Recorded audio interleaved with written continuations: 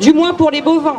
Ils étaient jusque-là encore préservés par rapport aux autres filières, comme les porcins ou les poules. Pour rappel, 90% des porcs sont élevés dans des bâtiments en béton. 80% des poules pondeuses sont entassées dans des cages d'une taille de feuille A4, sans voir la lumière du jour.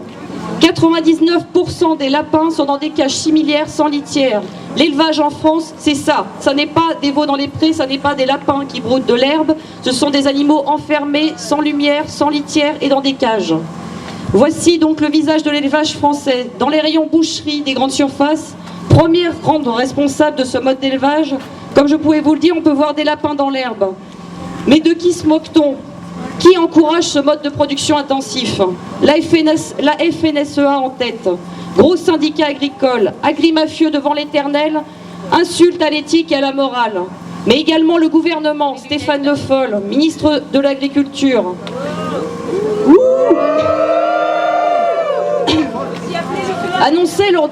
Stéphane Le Foll annonçait lors du dernier salon de l'agriculture que celle-ci devait être innovante, aller vers la qualité, le respect de l'humain et de l'environnement. Et il soutient la ferme des 1000 veaux.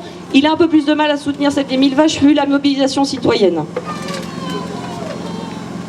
Alors pourquoi encourager et autoriser l'industrialisation de la filière bovine, qui plus est dans un non-sens économique, puisque l'engraissement n'a plus lieu d'être, les consommateurs ne voulant plus de cette viande ? L'élevage, à plus forte raison l'élevage intensif, ne subsiste que grâce à des subventions publiques et européennes. On en arrive à des situations où les éleveurs ne prennent même plus la peine de nourrir leurs bêtes tout en recevant les aides de la PAC. Comment expliquer cette absurdité ? Pourquoi ? Parce que simplement les citoyens ne disent rien et qui ne me disent mot consent. Et ça, ils le savent bien.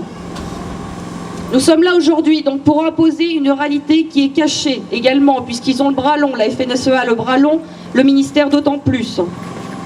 C'est une réalité cachée, à grand renfort de termes en vogue et trompeurs, tels que durable, écologique, avec des arguments prétendument écologiques comme la méthanisation ou le photovoltaïque.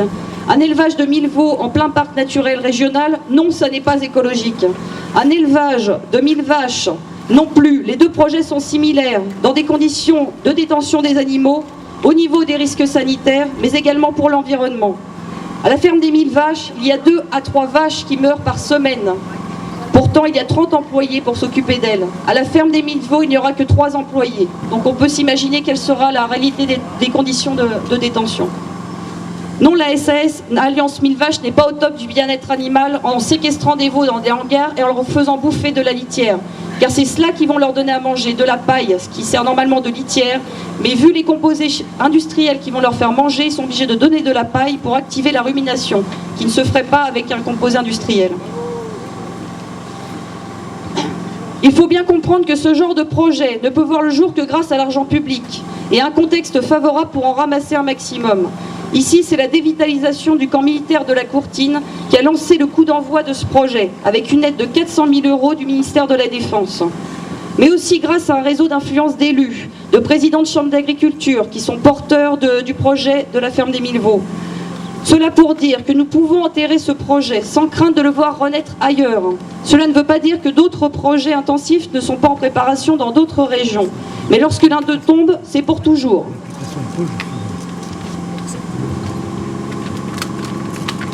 Aujourd'hui, nous pouvons créer un précédent, obtenir la première victoire citoyenne contre un projet intensif hors sol.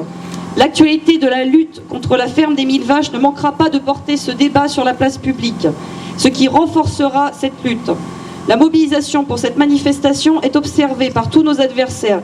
Le nombre fait la différence, vous pouvez en être certain. Tout le travail fourni en amont ne sert à rien si nous ne pouvons faire une démonstration de force à l'image de ce qu'ont fait les éleveurs hier. Autre action capitale et complémentaire, l'envoi de mails et de courriers à la SVA Jean Rosé et à Intermarché.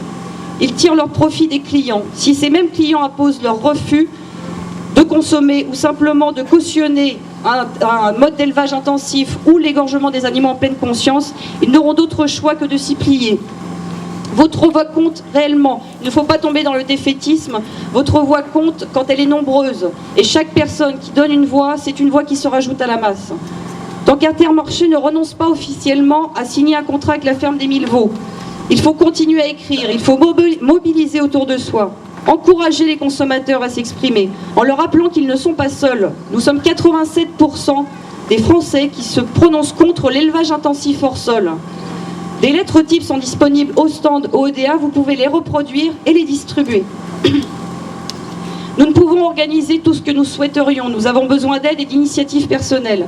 Si vous êtes motivé pour lutter contre l'élevage intensif et le projet de ferme des 1000 veaux, il suffit d'être 3 ou 4 pour organiser un tractage devant les centres Intermarché. Il suffit d'être 2 ou 3 pour faire un stand sur une place publique. Nous pouvons, sur simple demande, vous envoyer tout le matériel nécessaire. Plus nous serons nombreux et géographiquement étendus, plus nous parviendrons à mobiliser les consommateurs et les citoyens, plus nous serons entendus d'Intermarché et des autres porteurs et des autres signataires de contrats avec ce genre de ferme. J'en profite pour rappeler que toutes les personnes locales sont également bienvenues dans nos équipes au niveau du bénévolat. Nous en avons besoin pour les actions de rue. Vous êtes libre de participer ou non selon vos disponibilités. Et pour en revenir donc à nos agrimafieux qui hier avaient un repas à une génisse à la broche qu'ils avaient prévu sur le site du projet. Ils avaient annoncé 1200 personnes, ils étaient effectivement 1000. Les communiqués de presse se sont succédés depuis 2 ou 3 jours. On sent une certaine fébrilité de leur côté, en tout cas c'était un certain énervement. Ça peut être très stressant de notre côté puisque les murs du bâtiment sont faits, le bâtiment est debout, mais cela ne veut pas dire que le projet va se faire. Si hier ils étaient 1000, des personnes, des militants étaient sur place, et ce qu'ils ont constaté, c'est qu'il y avait 1000 personnes qui mangeaient un bout de steak dans leur assiette, certes, mais quand quelqu'un leur demandait de dire oui à la ferme des 1000 veaux, tout le monde continuait à manger, personne ne levait la tête. Donc on pense. Et c'est toute la différence avec nous aujourd'hui, parce que toutes les personnes qui sont là ont ça dans le cœur et sont convaincues, contrairement à ceux qui étaient là hier. Et ça, c'est des vrais soutiens et c'est une vraie opposition.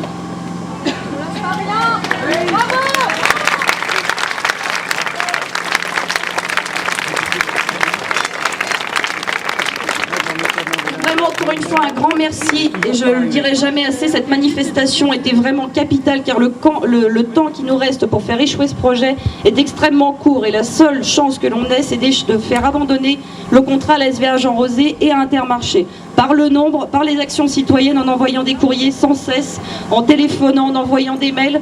Il faut qu'ils sachent que les consommateurs sont contre ce projet et qu'ils n'encouragent pas. Et qui refuseront de consommer Intermarché s'ils continuent dans ce sens. Donc pour revenir sur ce qui s'est passé sur ces derniers jours. Donc hier, certes, ils étaient 1000. Ça n'était pas des vrais soutiens, ils ont quand même fait une démonstration de force. Mais il ne faut pas lâcher pour autant. Ils ont annoncé une date d'ouverture au 1er septembre. Au début, c'était le 1er juin, ensuite ça a été le 1er février, 1er mai, etc. Donc maintenant, on en arrive au 1er septembre. Ça nous laisse encore le temps de nous mobiliser et de faire abandonner ce contrat. Nous, on continuera à faire des actions locales, à mobiliser sur la France entière. Il faut savoir également qu'hier, il y avait monsieur le préfet de la Creuse qui vient d'arriver et qui était là, je cite, la montagne, en tant que soutien politique, ce qui est normalement totalement illégal. Donc nous l'avons invité à venir manifester aujourd'hui pour faire preuve de neutralité. Il a décliné notre invitation. Le payer. Oui, ça aurait marché. On ne paye pas aussi bien que le ministre de l'Agriculture. Sur la guillotine. On va le mettre avec le préfet Couillon. Toujours est-il que toute cette agitation que l'on n'avait pas au mois de janvier, toute cette agitation du côté des éleveurs veut dire que le projet vacille, et ça j'en suis certaine et persuadée. C'est ce qui s'est passé à Guéret, plus il s'énerve en face, plus ça veut dire que le projet est menacé, et ça ce n'est pas moi qui le dis, c'est un communiqué de presse de la coordination rurale 23 qui a été envoyé hier aux médias en renfort de l'action des agrimafieux sur leur site, qui disait en titre, le projet de centre d'engraissement de Saint-Martial-de-Veux menacé. Et ça, c'est grâce à nous.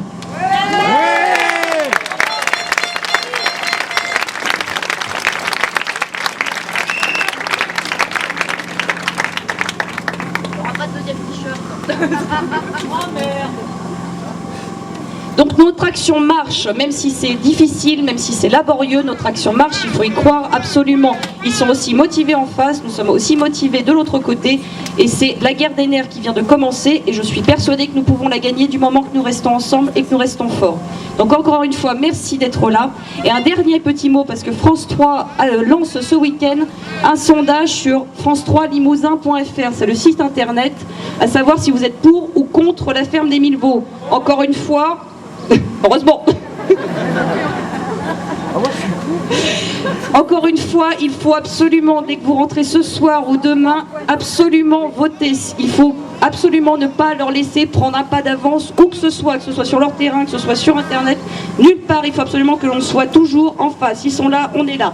Et sur ce sondage, il est particulièrement important, puisque ce sont les gens locaux, mais c'est aussi la France entière qui va témoigner.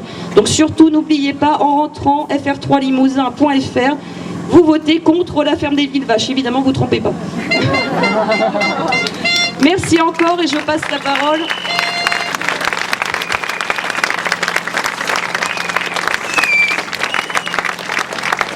J'oubliais une toute petite chose qui mérite quand même d'être notifiée. La FNSEA a annoncé des actions locales à partir du 2 juillet, des actions nationales, pardon. À partir du 2 juillet, nous en avons vu les effets à Guéret. Ils ont tagué une affiche contre l'abandon de 30 millions d'amis. Voilà, ça méritait d'être noté. C'est lamentable. Ah oui, j'oubliais, il y a un bar à toutou, je vous le rappelle. Donc pour les gens qui ont des chiens, il y a une gamelle d'eau à proximité du stand Dignité Animale juste en face. Et il y a également un robinet juste à côté du stand de la Griffe, si vous voulez les asperger ou les faire boire. Donc je vais maintenant passer la parole à Gérard Charolois, président de la convention Vie et Nature. Ah ouais, Pierre.